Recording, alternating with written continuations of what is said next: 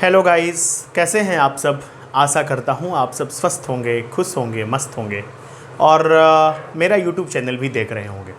मैं आप सबका अपने यूट्यूब चैनल इंग्लिश स्पार्क पे बहुत स्वागत करता हूँ और मैं आप सबके प्रति आभार प्रकट करता हूँ कि आप सब मेरे यूट्यूब चैनल को आगे बढ़ाने में मेरी मदद कर रहे हैं।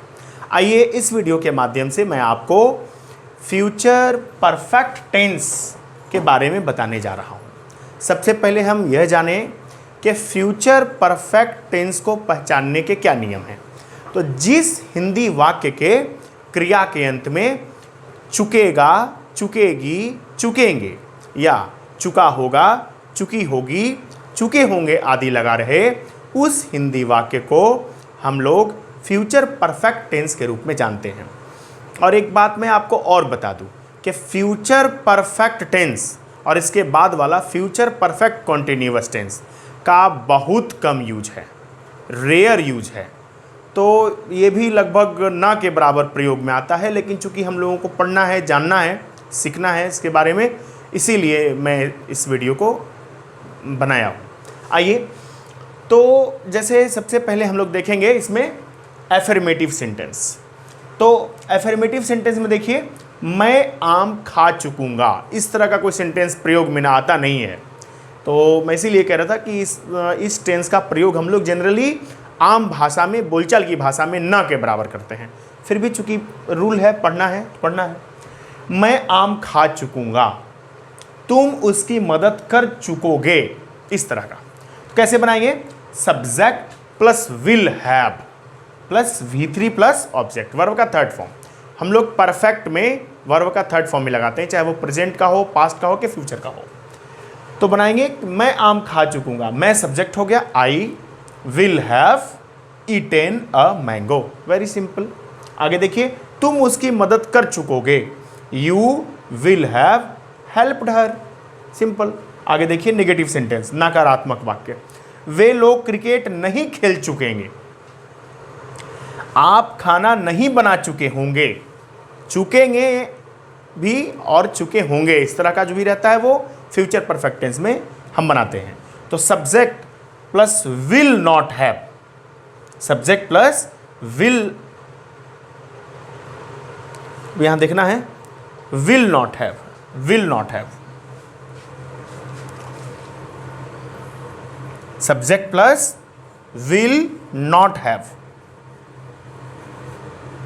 प्लस वर्ब का third form plus object, subject plus will not have plus verb का थर्ड फॉर्म प्लस ऑब्जेक्ट। देखिए, वे लोग क्रिकेट नहीं खेल चुकेंगे, तो they will not have played cricket, very simple. Next देखिए, आप खाना नहीं बना चुके होंगे, you will not have cooked food, इस तरह से हम सेंटेंस को बनाते हैं। यह हो गया हमारा एफर्मेटिव और निगेटिव, आपने देख लिया। अब आप आगे देखें, यस नो इंट्रोगेटिव और WH interrogative. Yes no interrogative देखिए, इसमें क्या शुरू में लगा रहेगा, क्या रमेश अंग्रेजी नहीं सीख चुकेगा, इस तरह का सेंटेंस। क्या तुम पत्र लिख चुकोगे, आइए विल को शुरू में करेंगे हम, हेल्पिंग वर्ब को शुरू में करते हैं हम लोग यस नो इंट्रोगेटिव में। तो विल शुरू में हो गया, उसके बाद सब्जेक्ट, उसके बाद नॉट, उसके बाद हैव, उसके बाद वर्ब का थर्ड फॉर्म, उसके बाद ऑब्जेक्ट। आइए बनाते हैं, क्या रमेश अंग्रेजी नहीं सीख चुकेगा, will Ramesh not have learned English. देखिए, विल शुरू में लग गया, सब्जेक्ट हो गया रमेश, उसके बाद नॉट हो गया, हैव लर्नड इंग्लिश। नेक्स्ट है, क्या तुम पत्र लिख चुकोगे, will you have written a letter, इस तरह से हम इसको बना लेंगे। आगे देखिए, WH वर्ड इंट्रोगेटिव देखिए, इसमें क्या है, तुम लोग कैसे रामायण पढ़ चुके होगे, इस तरह से। मैं क्यों तुम्हारी मदद कर चुका हूंगा, देखिए WH word plus will plus subject, उसके बाद नॉट, उसके बाद हैव, उसके बाद वर्ब का third form plus object plus interrogative symbol. मैं आपको बताया हूं कि ये इंट्रोगेटिव सिंबल देना नहीं भूलेंगे। सेंटेंस के लास्ट में अगर आप इंट्रोगेटिव सिंबल नहीं देंगे तो वो सेंटेंस रॉन्ग हो जाएगा। देखिए, तो तुम लोग कैसे रामायण पढ़ चुके होगे, तो how will you have read the Ramayana. Simple. Next, मैं क्यों तुम्हारी मदद कर चुका हूँगा। Why will I have helped you. इस तरह से आशा करता हूँ आप सब इस रूल को समझ गए होंगे।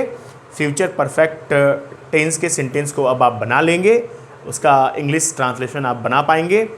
और इसी तरह से आप हमारे यूट्यूब चैनल को देखते रहें और मेरा सहयोग भी करें। सब्सक्राइब करें हमारे चैनल को, लाइक करें, कमेंट करें और लोगों को भी शेयर करें। Thank you for watching this video.